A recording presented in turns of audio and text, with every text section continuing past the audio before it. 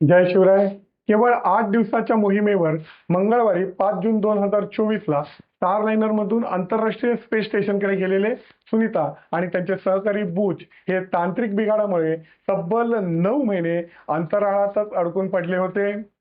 काही असफल प्रयत्नांच्या नंतर नासा आणि स्पेसएक्सचे कॅप्सूल त्यांना घेऊन बुधवारी 19 मार्चला पहाटे पृथ्वीवर पोहोचले. फ्लोरिडाच्या समुद्रामध्ये डॉल्फिन माशांनी जणू काही स्वागतच करावं असं विलोभनीय दृश्य संपूर्ण जगाने बघितलं. तांत्रिक बिघाड झाल्यानंतर त्यांना आणण्यासाठी 9 महिन्याचा कालावधी का जावा लागला?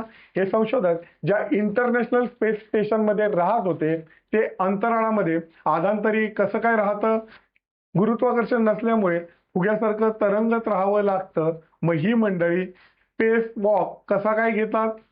आणि सगळ्यात महत्वाचं म्हणजे 8 दिवसाच्या मोहिमेवरती गेलेले हे सगळे अंतराळवीर तब्बल 9 महिने त्या स्पेस स्टेशनमध्ये अडकून पडले होते.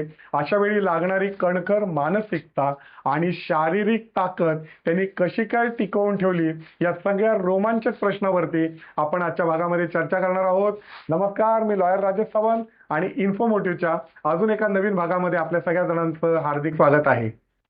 अनेक मोहिमा झाल्यावर मग अंतराळात एखादं कायमस्वरूपी स्टेशन उभारावं अशी संकल्पना अमेरिकेने 1984 साली मांडली. त्याला रशिया, कॅनडा, जपान आणि युरोपातील बऱ्याच देशांनी पाठिंबा दिला. 1998 साली डिसेंबर महिन्यामध्ये रशियाने सगळ्यात पहिल्यांदा एक भाग तयार केला. तो अंतराळामध्ये सोडला आणि सोलार पॅनेलच्या साहाय्याने त्याने आपल्या कामाला सुरुवात केली सुद्धा. मग हळूहळू एक एक भाग त्याला जोडण्यात आले. 2000 सालांपासून इथे कायमस्वरूपी अंतराळवीर राहत आहेत. केवळ अंतराळातून करण्याच्या शोध कार्यासाठी 6 जण राहू शकतील अशी व्यवस्था असणाऱ्या या स्पेस स्टेशनमध्ये 6 महिन्याच्या पेक्षा जास्त वेळ कुणी थांबायचं नाही असं ठरवण्यात आलं होतं. जवळपास 460 टन वजन आणि फुटबॉल मैदानाच्या आकाराचं हे स्पेस स्टेशन पृथ्वीपासून 400 किलोमीटर दूरच्या कक्षामध्ये आहे. मग प्रश्न येतो की ते हवेमध्ये कसं काय तरंगत राहत असेल? एका साध्या उदाहरणाने ही गोष्ट समजून घेऊया. एका रश्शीला जर एक दगड बांधला आणि ती रश्शी जर जोरजोराने आपण फिरवत राहिलो तर तो दगड त्या रश्शीपासून खाली पडत नाही. वेग जर असेल तर कोणतीही गोष्ट स्थिर राहते. सायकल सुद्धा आपण ज्या वेळेला चालवत असतो त्यावेळी ती पडत नाही. जर ती एका ठिकाणी थांबली तर तिचा तोल जातो आणि हेच तत्व या ठिकाणी वापरण्यात आले आहे. या स्टेशनचा वेग 28,000 किलोमीटर प्रति तास एवढा प्रचंड असून प्रत्येक 92 मिनिटांमध्ये या स्टेशनची पृथ्वीची एक चक्कर पूर्ण होते. एवढ्या प्रचंड वेगाने प्रवास करणाऱ्या या उपकरणाला स्टेशन म्हणतात. ही एक गंमतच आहे. चंद्र, ग्रह, तारे हे मानवी जीवनाच्या आकर्षणाचे कायमच केंद्रबिंदू राहिलेले आहेत. ज्योतिष हा तर विज्ञानाचा पाया आहे. पुढे अनेक भामट्यांनी समाजातील मोठ्या वर्गाला फसवत आपली पोळी भाजून घेतली तरी अंतराळ कायमच गूढ विषय राहिला आहे. आपल्या पृथ्वीच्या वातावरणाच्या बाहेर आपल्यासारखी माणसं असणारा अजून एखादा ग्रह आहे का, ज्याला स्वतःचा प्रकाशही नाही? तो चंद्र पृथ्वीवरच्या एवढ्या मोठ्या समुद्राला कसा काय नियंत्रित करतो? अशा सगळ्या प्रश्नातून आहे ना माणसाची जिज्ञासा वाढत गेली आणि तीच विज्ञानाच्या प्रगतीला कारणीभूत ठरलेली आहे. आणि यातूनच मग चंद्र मोहिमा सुरू झाल्या. अमेरिका आणि रशियाने स्वतःचं वर्चस्व प्रस्थापित करण्यासाठी एक छुप युद्ध सुरू केलं होतं आणि त्याची परिणिती म्हणून विज्ञान हे प्रगत होत गेलं. या स्पेस सेंटरच्या बाहेरच्या बाजूला लालसर कंगव्यासारखे जे उपकरण दिसत आहेत ते सगळ्यात महत्वाचं उपकरण आहे. याला सोलार पॅनल म्हणतात आणि स्पेस स्टेशनसाठी लागणारी वीज या पॅनल मधून येते. सूर्य ज्या दिशेला आहे त्या दिशेला हे पॅनल आपोआपपणे फिरतात. या पॅनलच्या बाजूला जे छोटे पॅनल दिसत आहेत ते रेडिएशन पॅनल आहेत आणि या स्पेस सेंटरचं वातावरण थंड करण्याचं काम हे रेडिएटर्स करत असतात.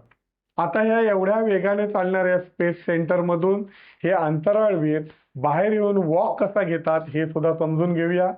ते पूर्ण पेहराव करतात आणि या स्पेस स्टेशनला बांधूनच बाहेरच्या बाजूला जातात. मात्र ते कायमस्वरूपी या स्टेशनच्या लगतच असतात.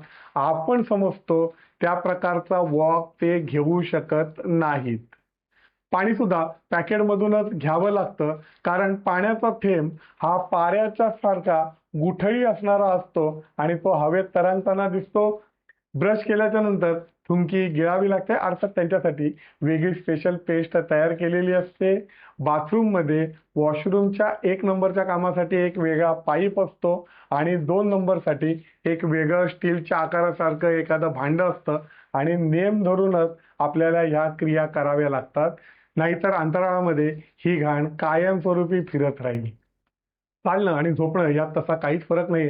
त्यामुळे बेडवर झोपण्याच्या स्थितीत पडून राहावं लागतं. आपल्या शरीराचा रक्तप्रवाह कायम हृदयातून इतर भागांमध्ये होतो. आपण ज्या वेळेला चालतो त्यावेळी टाचांच्या माध्यमातून उलट प्रवाह आपल्या हृदयापर्यंत पोहोचतो. मात्र अंतराळामध्ये या गोष्टी नसल्याच्यामुळे वेगळा व्यायाम करावा लागतो. मात्र तिकडचं वातावरण जे आहे तिथे हाडं ठिसूळ होतात आणि म्हणूनच तिथून परतल्याच्या नंतर या सगळ्या अंतराळवीरांना काही कालावधीपर्यंत वैद्यकीय उपचार हे घ्यावे लागतील. आता या स्पेस स्टेशनवरती राहणं आणि आपलं मनोबल टिकवून ठेवणं हे सोपं काम नाही. त्यातून यांना 8 दिवसाची मोहीम सांगितली होती आणि तब्बल 9 महिन्याचा कालावधी होऊन गेला होता. नाही म्हटलं तरी या सगळ्या गोष्टी मानसिकता बिघडवणाऱ्या आहेत. पण या कालावधीमध्ये नासाने त्यांच्याशी संपर्क आणि बचाव कार्यक्रम हातात घेणं हे सातत्याने सुरू ठेवलं होतं. दरम्यान अमेरिकेमध्ये निवडणुका लागल्या होत्या आणि त्यावेळी सुद्धा हा विषय चर्चेला होता. बायडेन आणि ट्रम्प या दोघांनीही आपल्या जाहीरनाम्यामध्ये या अडकलेल्या अंतराळवीरांना परत एकदा पृथ्वीवरती आणण्याचं वचन दिलं होतं आणि ही मोहीम फत्ते झाल्यावरती राष्ट्राध्यक्ष ट्रम्प यांनी काय ट्विट केलंय तेही समजून घ्या.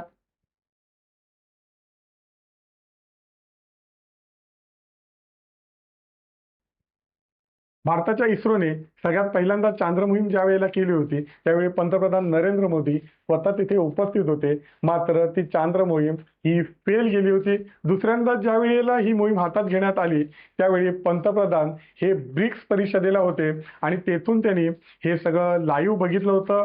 मोदींना असे फोटो काढण्याची किंवा लाईव्ह लाईटमध्ये राहण्याची आवड आहे. ते कॅमेरा घेऊन शिकारीला वगैरे जातात. आता हे बघा की कोणतीही व्यक्ती आहे ना ही पूर्णपणे चूक किंवा बरोबर नसते. मात्र संपूर्ण जगाच्या कल्याणाचा मानवी जीवन सुसह्य करण्याच्या मोहिमेला ज्या वेळेला यश मिळतं ना त्यावेळेला जगामध्ये आपोआपपणे तुमचा गौरव होतो आणि जग हे कॅमेरे घेऊन तुम्हाला शोधत येतात. सुनीता विल्यम्स ही भारतीय वंशाची मात्र अमेरिकेमध्ये जरी जन्मलेली असली तरी तिच्या भारतीय नावाच्यामुळे आपण नाही म्हटलं तरी तिच्याशी भावनिकदृष्ट्या जोडलो गेलेलो आहोत. कल्पना चावलाच्या दुर्दैवी अपघाती निधनाच्या नंतर सुनीता विल्यम्समध्येच आपण भारतीयत्व बघितलं. अमेरिकेच्या सुकन्येला आणि आपल्या लाडक्या बहिणीला सुस्वरूप परत आणणाऱ्या तमाम शास्त्रज्ञांचं इन्फॉर्मेटिव्ह चॅनलच्या वतीने पुन्हा एकदा हार्दिक अभिनंदन. औरंगजेबाची कबर, हलाल, झटका, अत्याचार, बलात्कार, खंडणी, अमानुष मारहाण, नागपूर दंगलीचा मास्टर माइंड अशा बातम्यांनी व्यापलेली जागा एक दिवस तरी विज्ञानाच्या थरारकतेने घेतली हेही नसे थोडके, नाही का? हा भाग जर तुम्हाला आवडला असेल तर आपले नातेवाईक आणि मित्रमंडळींकडे तो शेअर करा. आमच्या इन्फॉर्मेटिव्ह चॅनेलला लाईक, शेअर आणि सबस्क्राईब करा आणि अशाच प्रकारच्या नवनवीन गोष्टी जाणून घेण्यासाठी कायम आमच्या संपर्कामध्ये राहा. तोपर्यंत मजेत राहा, आनंदात राहा, हसत राहा. धन्यवाद.